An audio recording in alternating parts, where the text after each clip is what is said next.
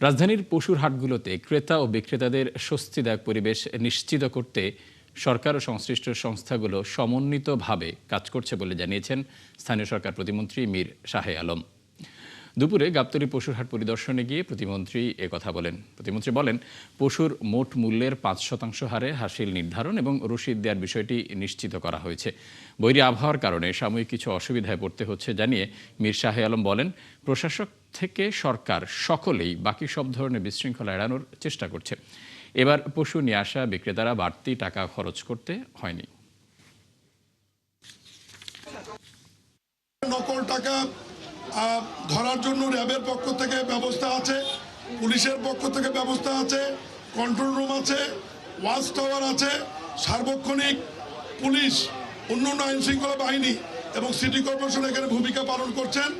আমরা সরকারের পক্ষ থেকে এবং সিটি কর্পোরেশনের পক্ষ থেকে এবং ডিএমপি পুলিশ কমিশনের পক্ষ থেকে সবার সহায়তা কামনা করছি। ধন্যবাদ।